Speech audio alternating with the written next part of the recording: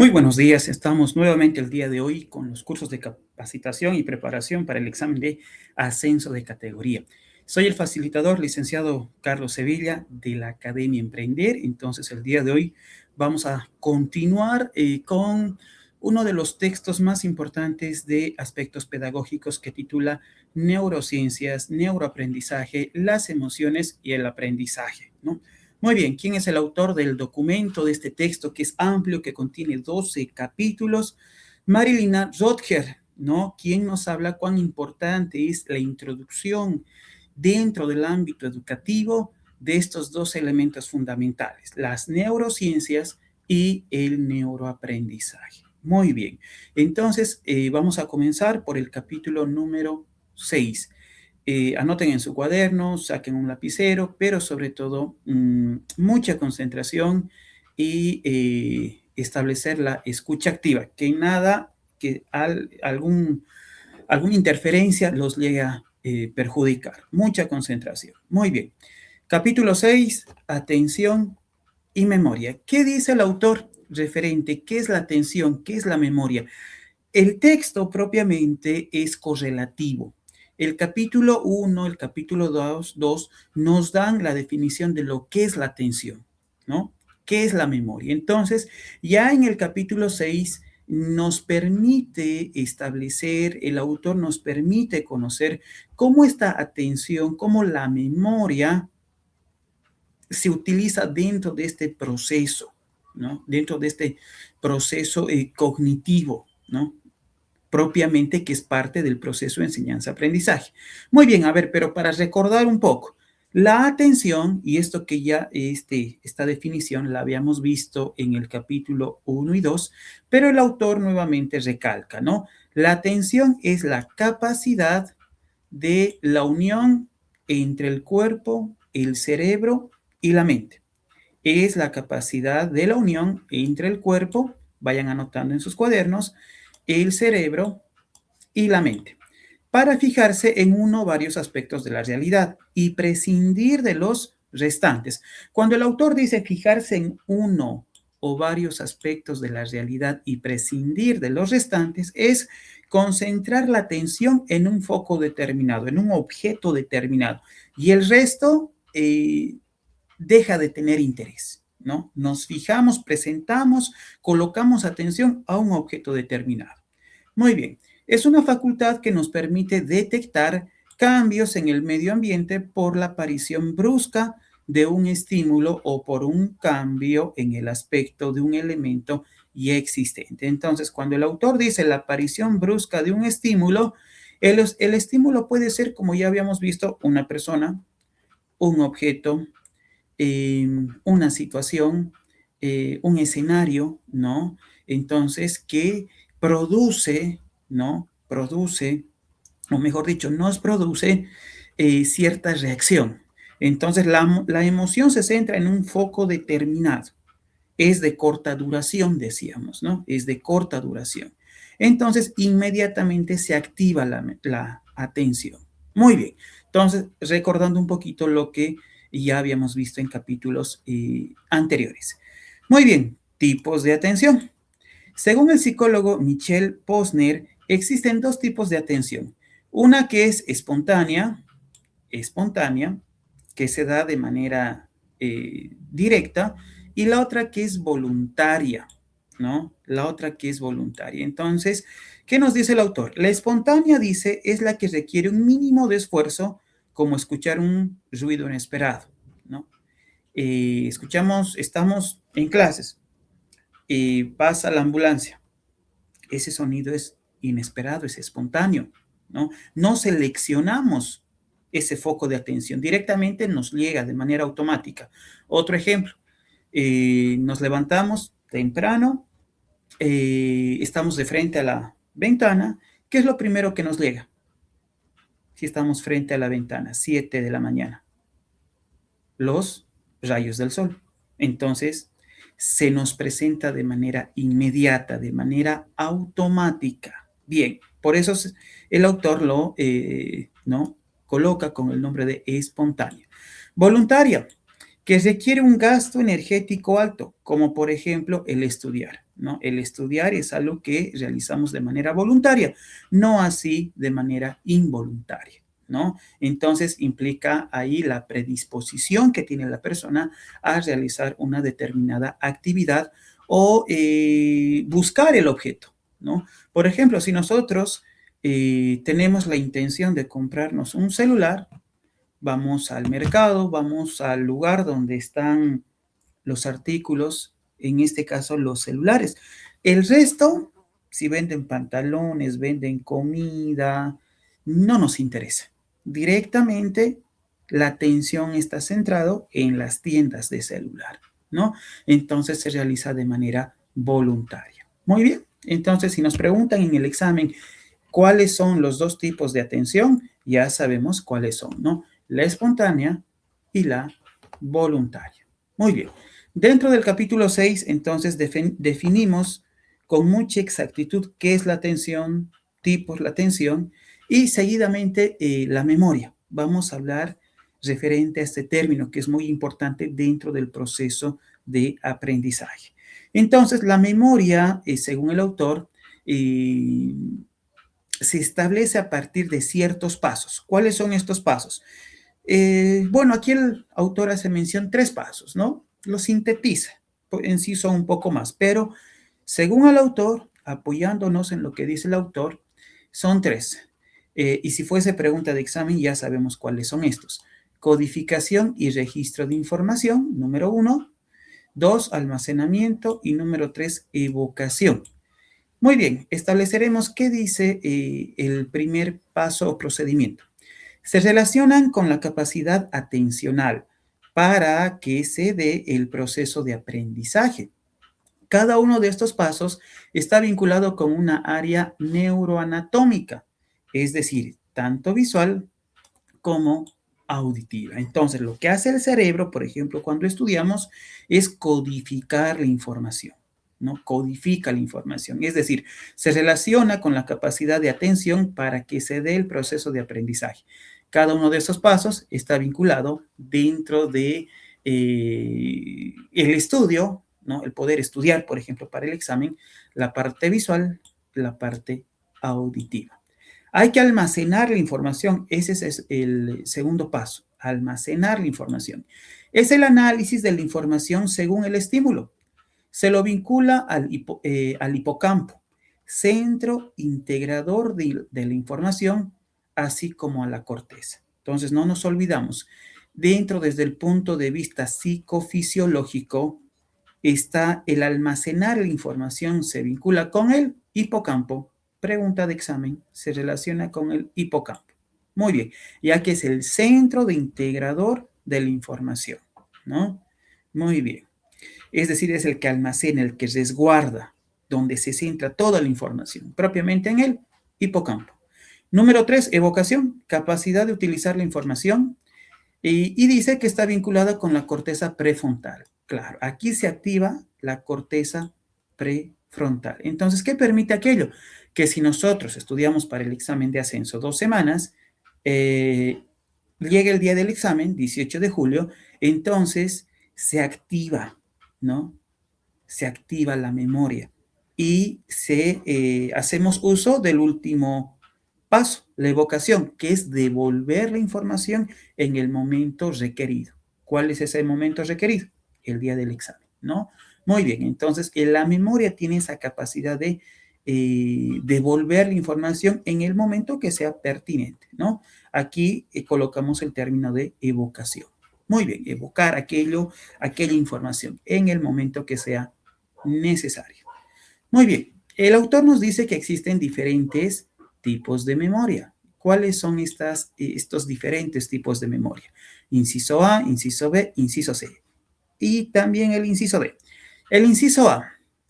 Bien, nos preguntan en el examen, ¿no? Tipos de memoria o propiamente nos pueden preguntar qué es la memoria sensorial o llamada también memoria inmediata.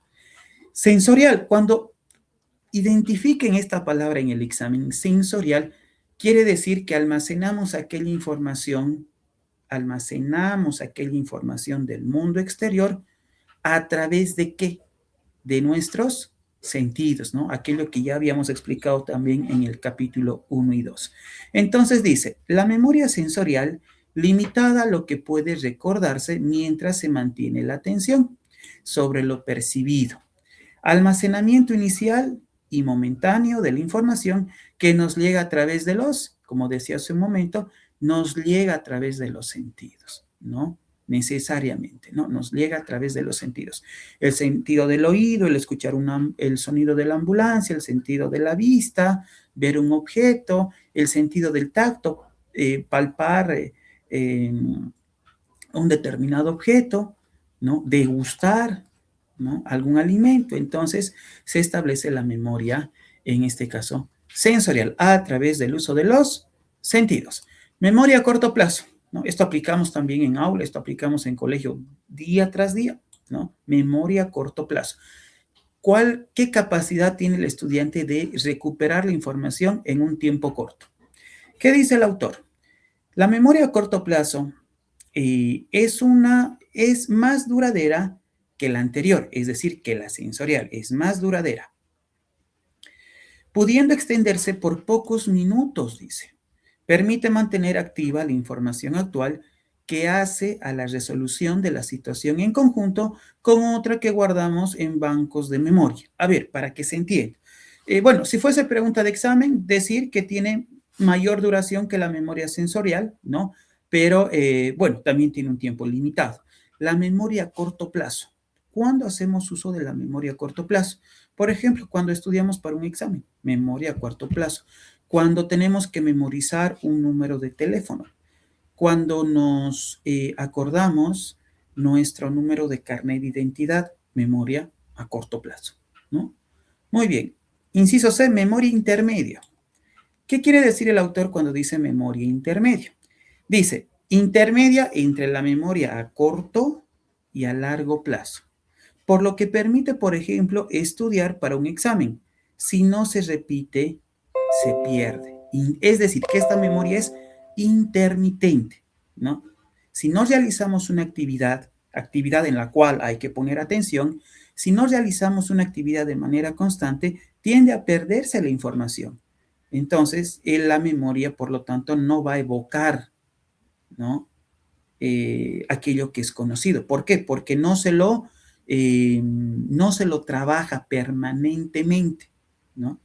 Si una persona toma clases de manejo de conducción, está aprendiendo a manejar, eh, asiste a una autoescuela, pero resulta que dejó el curso, ¿no? Y pasaron 3 semanas, un mes, 2 meses, 3 meses, 4, 5, 6, 7, 8, 9, un año. Estaba practicando, dejó de practicar, entonces la memoria intermedia, si no se la practica continuamente, tiende a perderse, ¿no? Entonces, como se dice, es esa fase intermedia entre la memoria a corto plazo y la memoria a largo plazo. Muy bien. Inciso D, memoria a largo plazo o llamada también memoria secundaria. Su duración es de meses, de años, produciendo cambios estructurales en el cerebro. Se puede dividir en dos grupos, dice, a ver, ¿cuáles son estos dos grupos? Pero antes de mencionar cuáles son estos dos, un ejemplo de la memoria a largo plazo, un ejemplo general, después vamos a colocar un ejemplo de tipo educativo. Un ejemplo general puede ser, a ver, si yo les pregunto, ¿ustedes se acuerdan quién les llevó de la mano el primer día de clases? Primero básico. ¿Quién les llevó el primer día de clases a la escuela? ¿Quién les acompañó? ¿La mamá, el papá, el abuelo, el tío? ¿Fueron solos? Ese es un dato que, es decir, todos recordamos, utilizamos la memoria a largo plazo, ¿no? La memoria a largo plazo. Muy bien, entonces aquello es importante, memoria a largo plazo. Otro ejemplo de memoria a largo plazo dentro del ámbito educativo, realizar una actividad, ¿no? Jugar fútbol. El fútbol tiene reglas, entonces si se lo practica continuamente, no nos vamos a olvidar, ¿no? Qué características tiene el juego, qué reglas tiene el juego, cómo jugar. Entonces eso va a estar durante años. Muy bien, memoria a largo plazo. Entonces, el autor menciona que se dividen en dos. La memoria a largo plazo declarativa o explícita y la memoria a largo plazo implícita o procedimental. A ver, ¿qué es la memoria a largo plazo declarativa o explícita? Bueno, su mismo nombre lo dice, ¿no? Dice, contiene información evocada, tiene que ver con el conocimiento de idiomas y la ubicación de las cosas en el espacio. Ubicación de las cosas en el espacio. Es la información que está explícitamente almacenada y que es recuperada en el momento que así se lo precise, ¿no?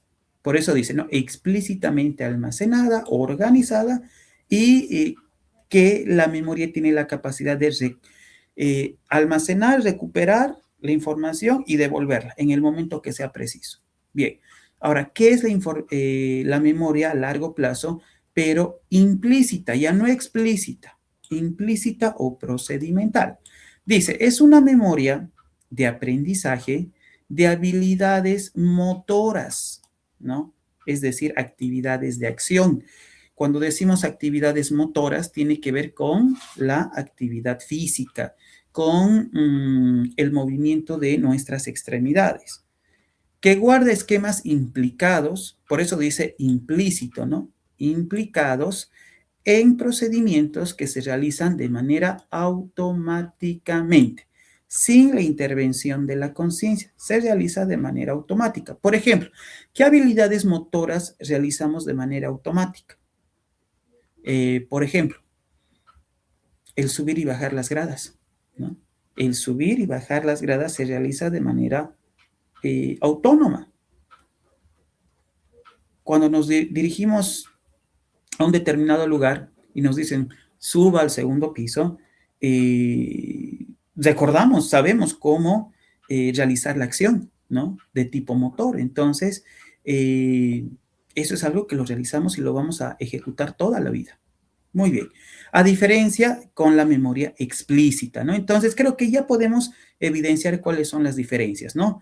La memoria declarativa tiene que ver con recordar conocimiento, por ejemplo, idiomas, ¿no? Lenguas.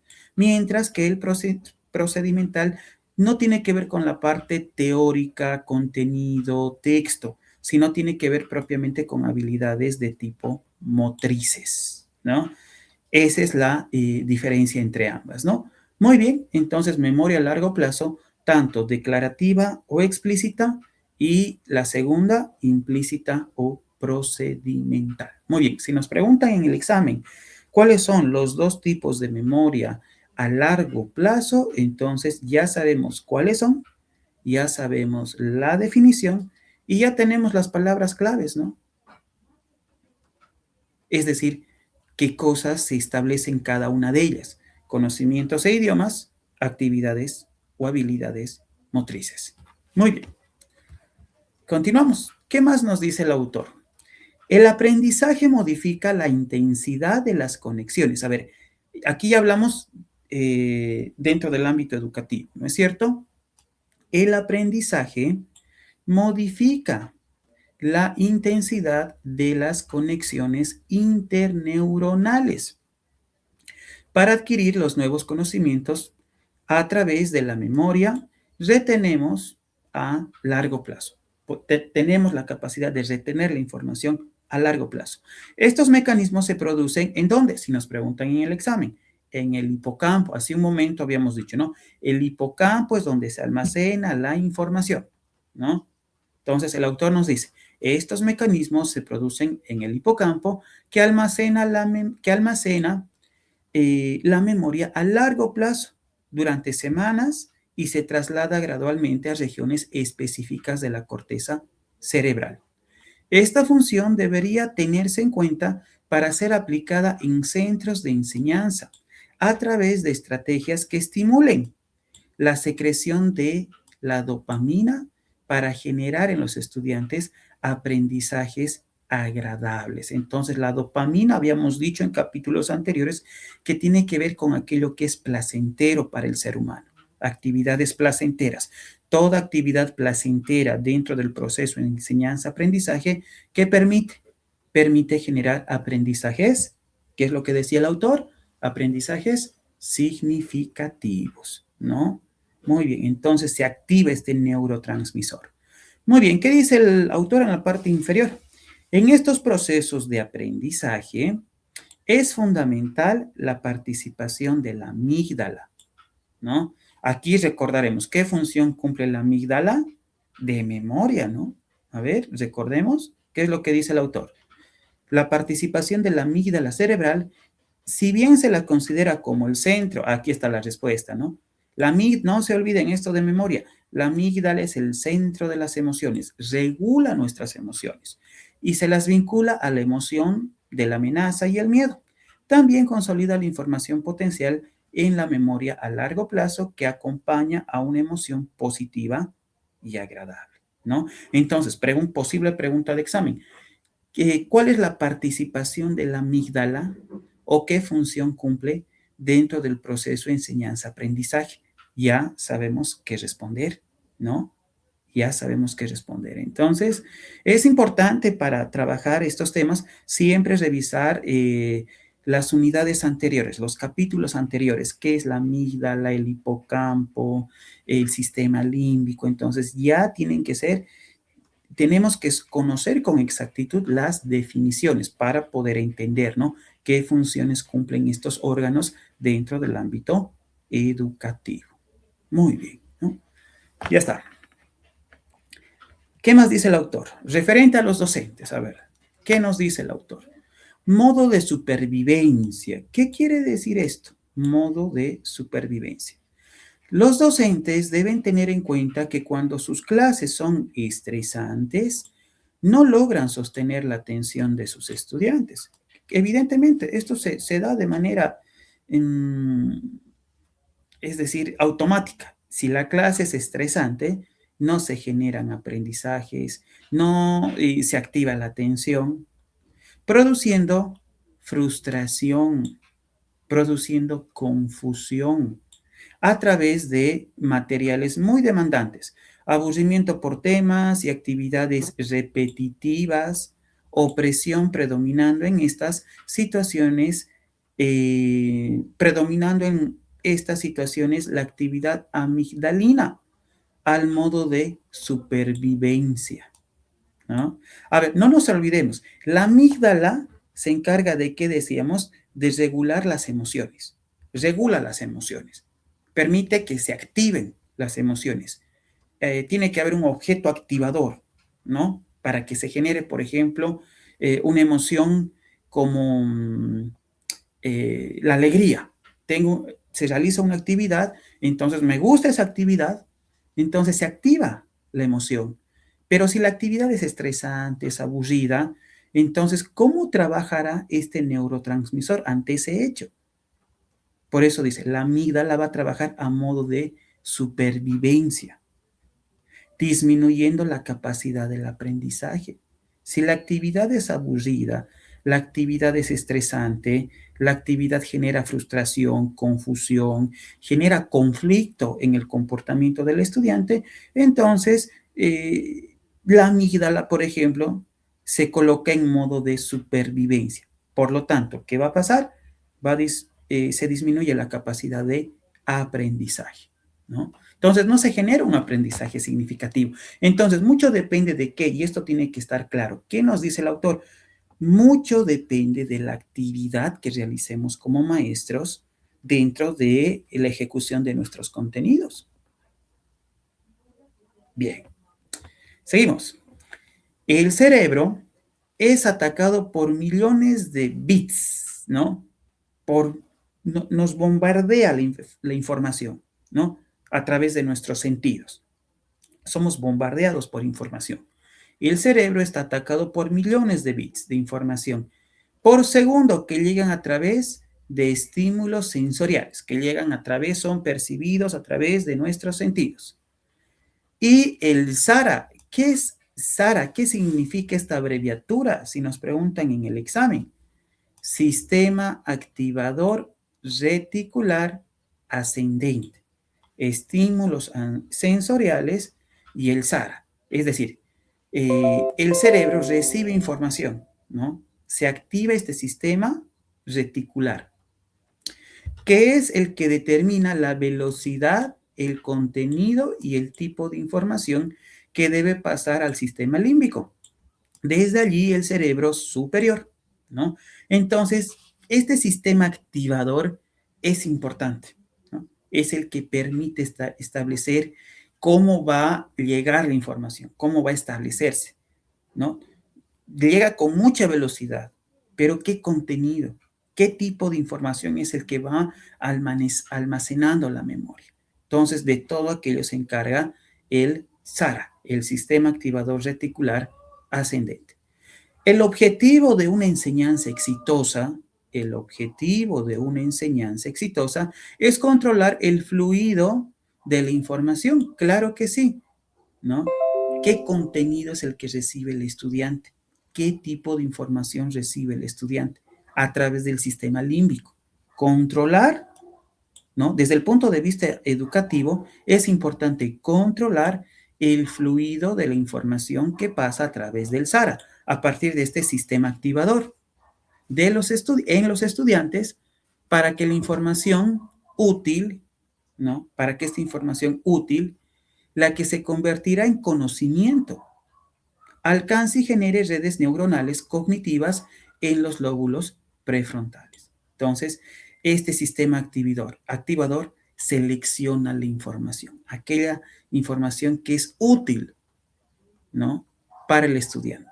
Muy bien, entonces puede ser pregunta de examen. Seguimos. ¿Qué más nos dice el autor en el capítulo número 6? Es importante conocer que los periodos atencionales en nuestros estudiantes, a ver, claro, decíamos, ¿no? Entramos a un aula y esto no nos pasa si estamos en el rol de maestros con nuestros estudiantes, pero si nosotros somos estudiantes, por ejemplo, nos preparamos para el examen de ascenso de categoría, eh, se dice, ¿no? La atención solamente se da durante un determinado tiempo. Después ya la persona tiende a distraerse, tiende a cansarse, tiende a aburrirse. Entonces, el autor nos va a hablar de aquello. Es importante conocer que los periodos atencionales en nuestros estudiantes pueden diferenciarse de dos maneras, y esto se da en toda persona, cuando se tiene un objeto activador, atender a la clase. Entonces, ¿cuáles son estas dos maneras? ¿No? ¿Cuáles son estas dos maneras? ¿No? Muy bien. Estas dos maneras serían las siguientes, ¿no? Y aquí hay dos términos que son nuevos. Dice optime. ¿Qué es la optime? El estado ideal para atender. El estado ideal para atender, donde todos los sentidos están alerta, percibiendo el estímulo que nos llega, ¿no? Muchos, millones de estímulos nos van llegando a partir de el uso de nuestros sentidos, percibiendo el estímulo con una visión global y donde no existe diálogo interno. Este es un proceso de percepción de información. Muy bien, este es un proceso de percepción de información. Entonces, ¿qué había sido la optime? El estado ideal para atender a todo aquello que nos llega, toda esa información a través del uso de nuestros sentidos. Y estos están alerta, ¿no? Estos están alerta, están en vigilia.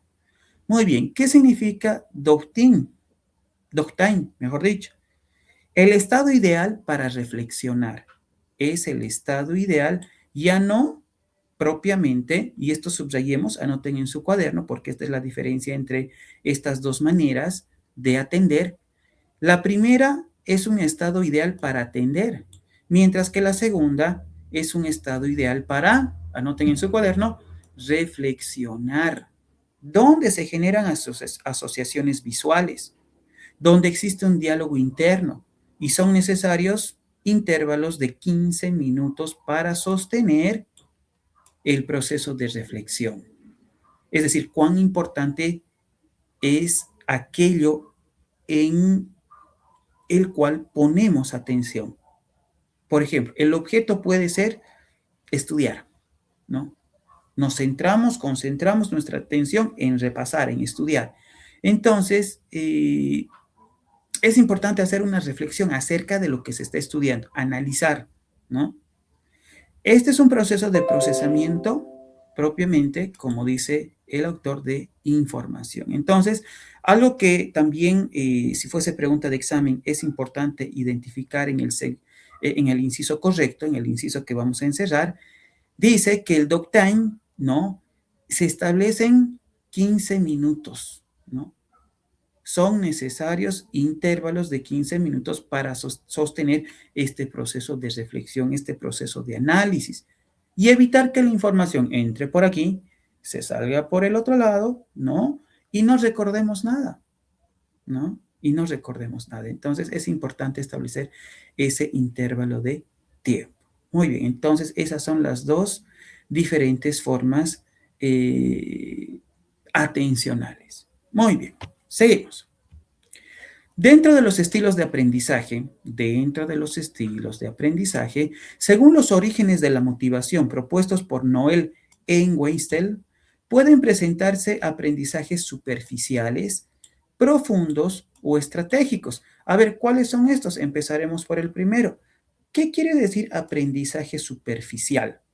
¿Será aquello que nos llega, aquellos estímulos que nos llegan del mundo exterior de manera automática? A ver, de manera involuntaria. ¿Qué dice el autor?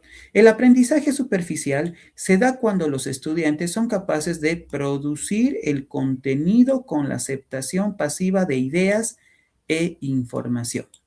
Las destrezas cognitivas que involucran un aprendizaje superficial tienen que ver con procesos como identificar, reconocer y clasificar. Esto, por ejemplo, en la materia de matemática, en toda materia, biología, simplemente por mencionar, historia, lenguaje. Entonces, el aprendizaje superficial, como bien dice el autor, es la capacidad de reproducir el contenido con la aceptación pasiva de la información, ¿no? Es decir, identificar la información, reconocer la información, clasificar la información. Enseguida vamos a poner un ejemplo. Abarcaremos estos dos más. Aprendizajes profundos. ¿Qué quiere decir? Los aprendizajes profundos ocurren cuando los estudiantes tienen, ¿no? Cuando los estudiantes tienen la intención de desarrollar la comprensión personal, cuando asocian ideas, aplicando principios integradores de los contenidos, cuando elaboran sus propias conclusiones. Ah, muy bien. Entonces, cuando empezamos a hablar de lo que nos dice el autor, nos podemos acordar, y esto hay que relacionarlo, por ejemplo, con lectura comprensiva. ¿Cuáles son los pasos para generar una adecuada lectura comprensiva? ¿Cuáles son los momentos? Entonces, tiene que ver con esto, ¿no? Muy bien. ¿Qué más dice el autor? Cuando elaboran y el estudiante tiene la capacidad de elaborar conclusiones de acuerdo a lo estudiado. Cuando hacen una interacción activa del contenido y sobre todo al relacionar nuevas ideas con conocimientos y experiencias y adquiridos sobre los contenidos aprendidos. Muy bien. Y por último, los aprendizajes estratégicos. Mismos, dice, ocurren cuando el estudiante tiene las herramientas para asociar. Es decir, aquí ya no solamente identifica, reconoce, clasifica, sino que tiene la capacidad de asociar ideas aplicando principios integradores de contenidos cuando elaboran sus propias conclusiones de acuerdo a lo estudiado y cuando pueden aplicarlo a vivencias concretas, ¿no? Entonces, creo que está claro cuál es la diferencia entre los tres. El aprendizaje superficial, por ejemplo, a ver, en ciencias naturales, cuidado del medio ambiente. Es el medio ambiente, elementos, características. Es tomar en cuenta la definición. ¿Qué es el medio ambiente? O por decir, partes de la planta.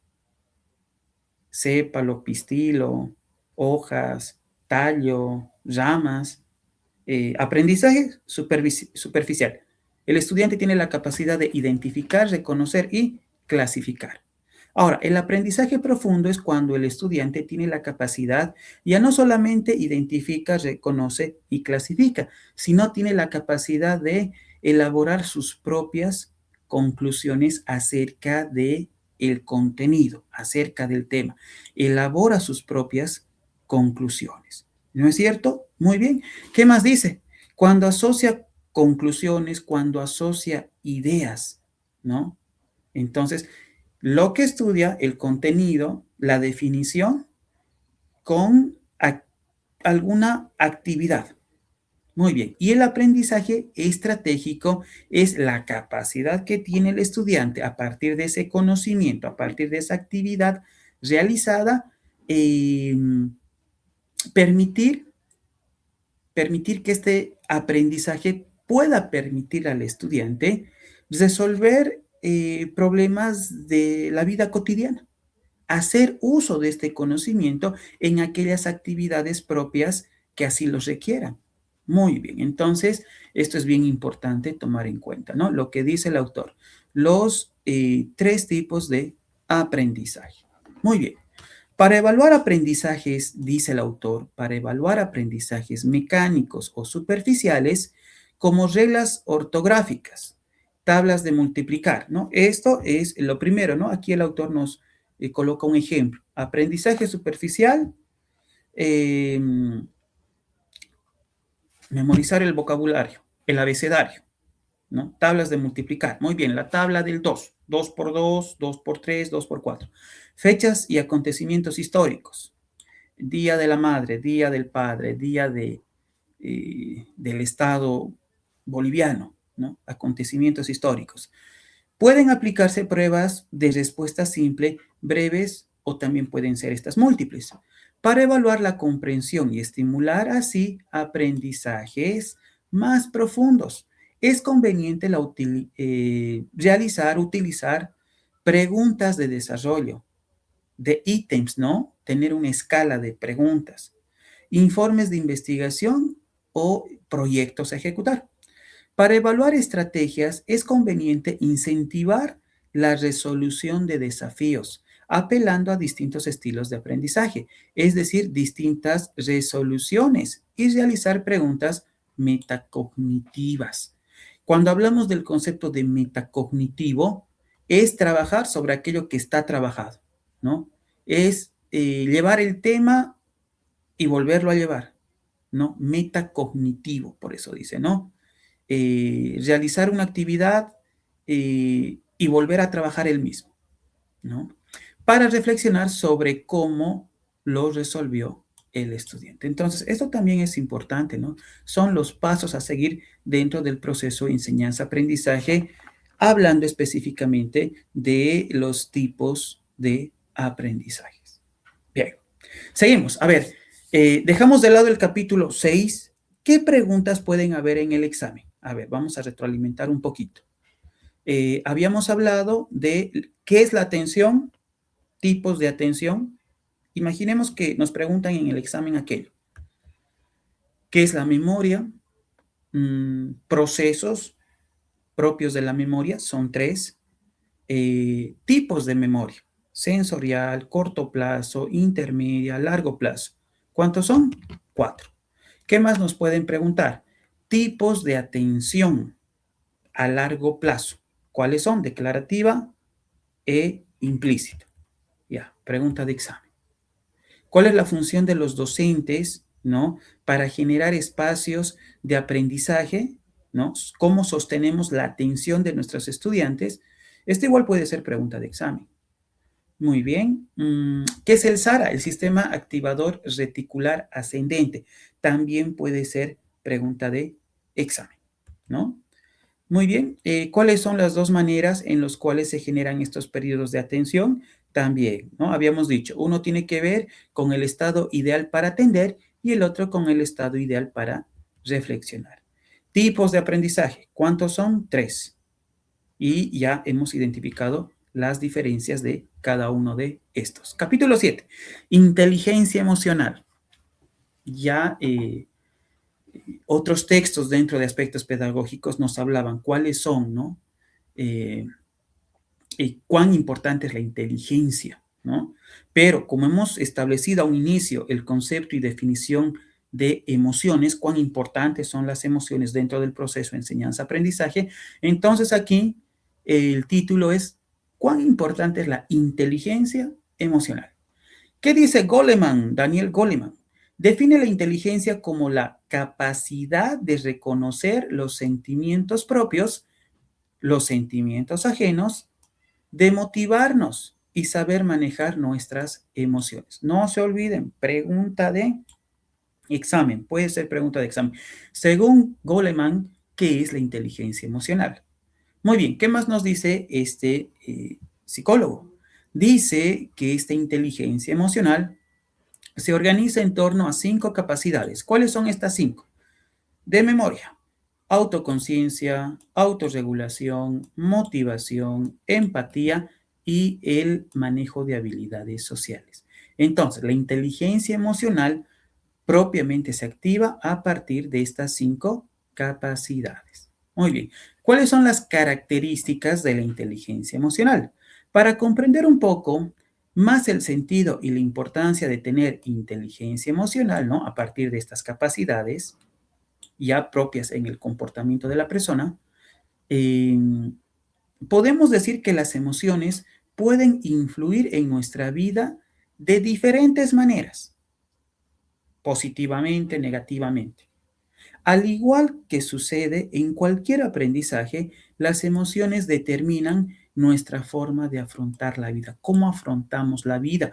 Mucho depende de el uso de nuestras emociones. Entonces, cuando hablamos de inteligencia, es cómo adecuar, cómo regular estas emociones y que no sean emociones que nos generen dolor, ¿no?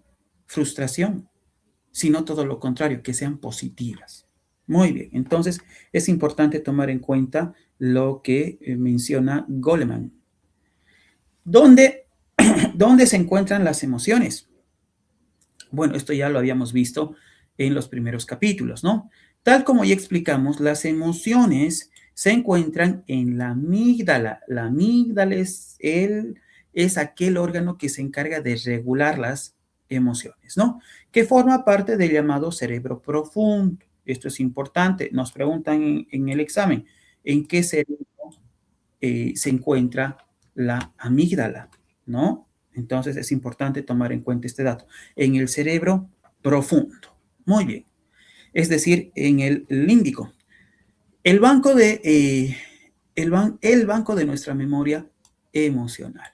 Muy bien. Entonces, ¿dónde se encuentran las emociones? Propiamente en la amígdala.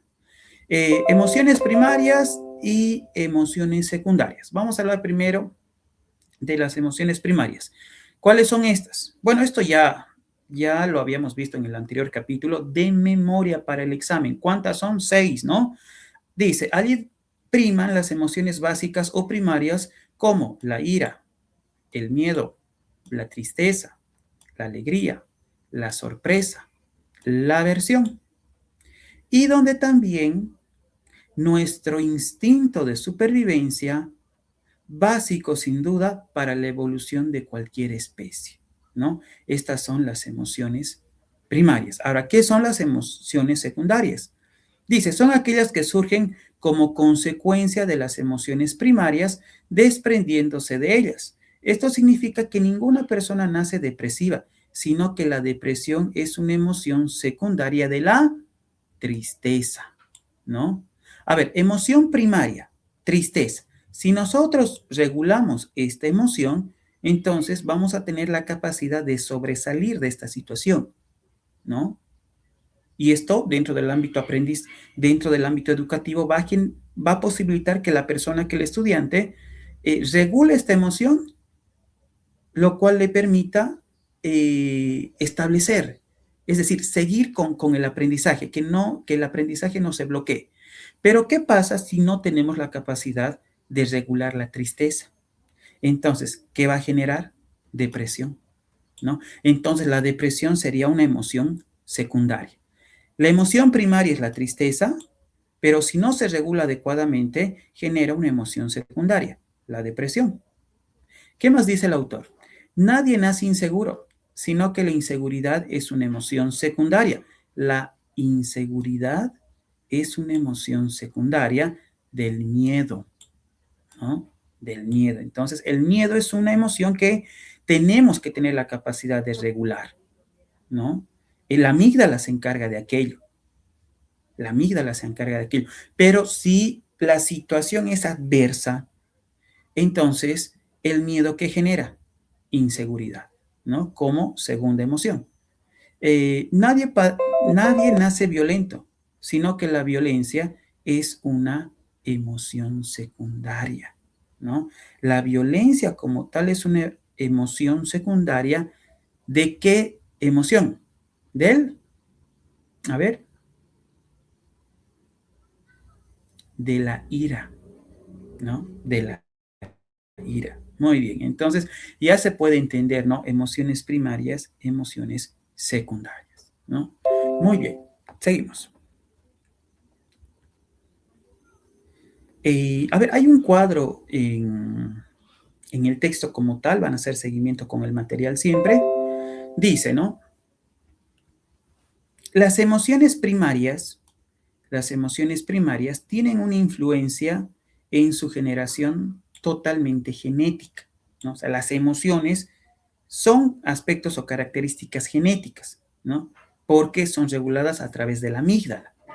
Dice, mientras que las secundarias ya no se las considera, pues no son de carácter genético, ¿no? Sino que se establecen a partir del factor ambiental o cultural, es decir, dependiendo del contexto donde se genere, la situación donde se genere esta emoción, ¿no? Y de una emoción primaria pase a una emoción secundaria. Mucho depende el contexto donde se encuentra la persona, ¿no? Hablando del ámbito educativo, si un estudiante recibe bullying por parte de sus compañeros de manera muy seguida, entonces eh, el miedo, el miedo que le genera a la estudiante o al estudiante se va a convertir en qué emoción?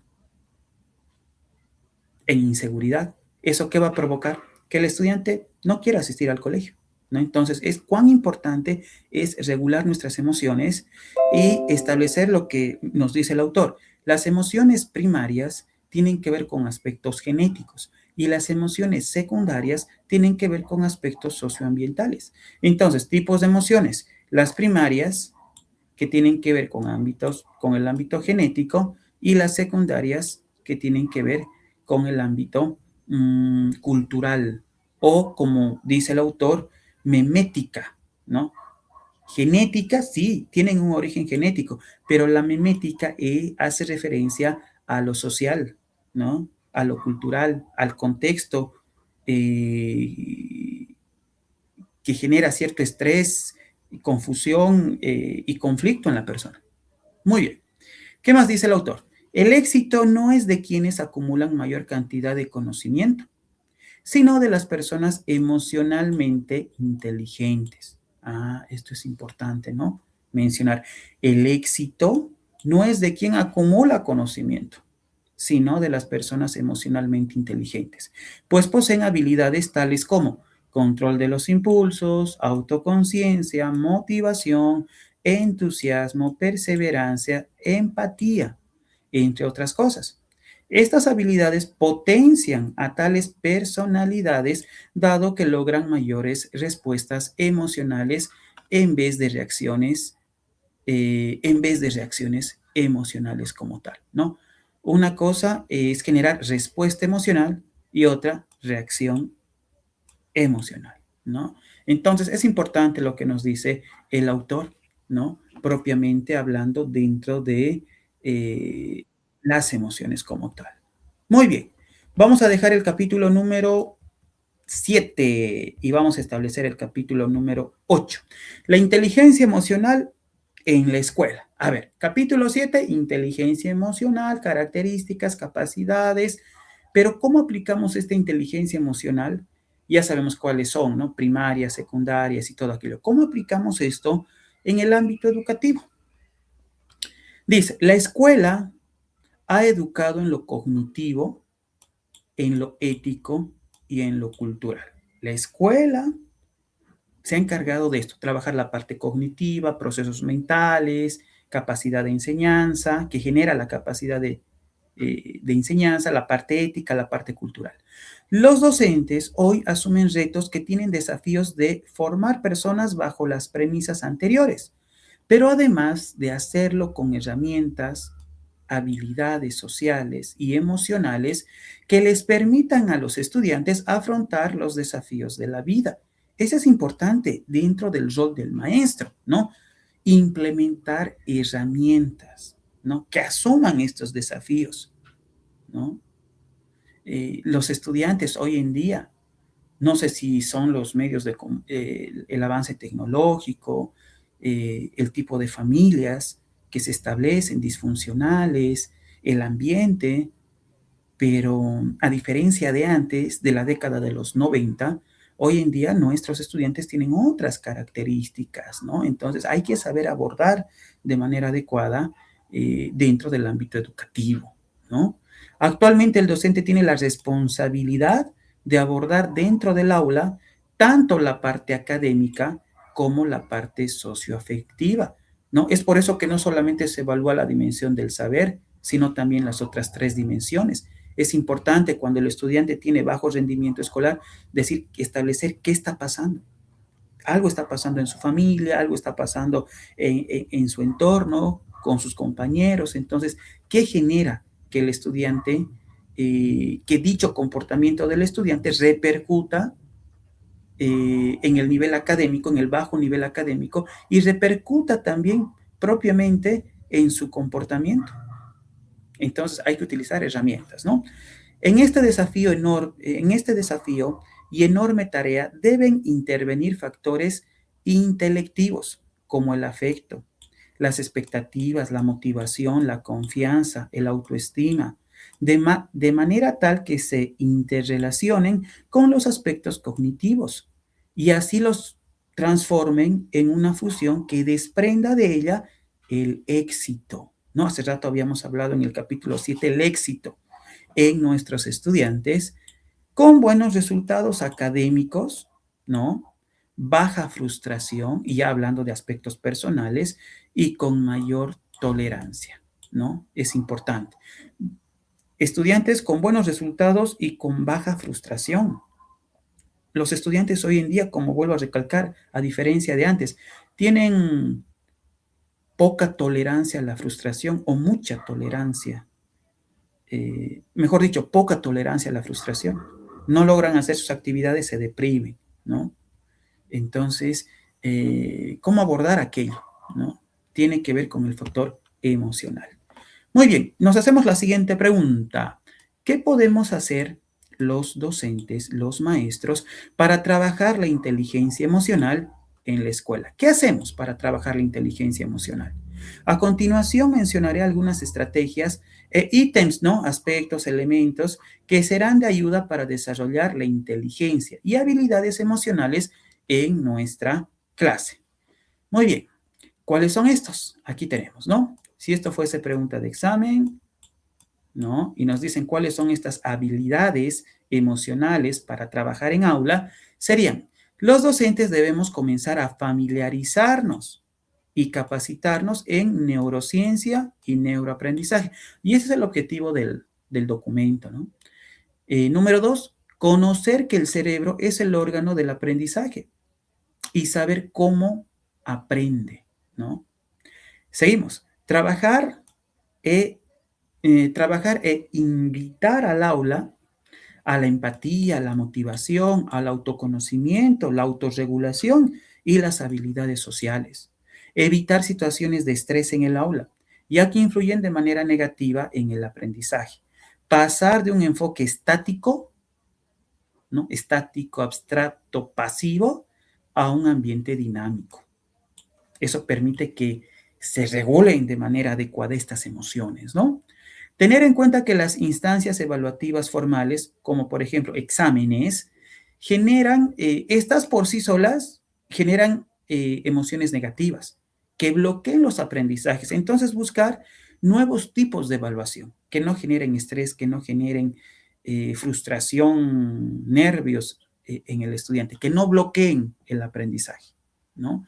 Comenzar a implementar evaluaciones asertivas, desarrollar procesos de enseñanza y aprendizaje, reconocer que no solo somos inteligentes por nuestro nivel académico o por nuestro intelecto, sino que también podemos ser inteligentes desde el punto de vista emocional. Darnos cuenta que todos somos inteligentes para algo, ¿no? Y esto es importante, cuando mencionamos el concepto de inteligencia y decimos, tú eres inteligente, inteligente no es aquella persona que sabe hacer de todo, no es el todólogo. La persona es aquella, ¿no? Cuando decimos esa persona es inteligente, es aquella persona que tiene cualidad, capacidad para realizar una determinada tarea, no es aquella persona que hace de todo y sabe de todo. Muy bien, fomentar el trabajo en equipo el trabajo en equipo, cooperativo, desplegar estrategias para nivelar estados emocionales en el aula, crear un aula con cerebro, dice, ¿no? Entrenar a la atención de tus estudiantes. ¿Cómo hacemos? ¿Cómo entrenamos la atención de nuestros estudiantes? Entonces, estas son propiamente las habilidades emocionales que el maestro debe utilizar en aula, ¿no? ¿Hay que memorizar lo que dice el documento, lo que dice el autor? Claro que sí, puede ser pregunta de examen. Ahora, la pregunta que nos estaremos haciendo es, ¿pero y cómo? ¿No? El autor en los siguientes capítulos nos da el cómo realizamos evaluaciones más dinámicas, cómo desarrollamos procesos de enseñanza y aprendizaje que tengan que ver con la emoción, cómo fomentar el trabajo en equipo. El autor ya en los capítulos siguientes nos va a especificar pasos, actividades, ¿no? Seguimos. Actualmente es importante trabajar la inteligencia emocional en el aula, dado que en cada uno de los cerebros diferentes, son tres, ¿no? No nos olvidemos, eh, en cada uno de los cerebros diferentes que están dentro de un salón de clases se encuentran las amígdalas cerebrales como sensores y a punto de encadenarse ante cualquier situación de amenaza del contexto, encerrándose y no dejando pasar la información, bloqueando la información que queremos hacer llegar a nuestros estudiantes y sus redes cognitivas racionales. Entonces, en la parte inferior, el autor dice lo siguiente, ¿no? Ayudemos a nuestros estudiantes a encontrar sus potencialidades en vez de enseñar pensando que todos tienen el mismo talento, ¿no? Como decíamos en un capítulo anterior, cada estudiante tiene un propio ritmo de aprendizaje, tiene capacidades, destrezas, talentos diferentes que hay que descubrirlos con ayuda de estas herramientas que el autor nos va a señalar y que permitan regular las emociones de los estudiantes con el objetivo de generar procesos de enseñanza, aprendizaje significativos.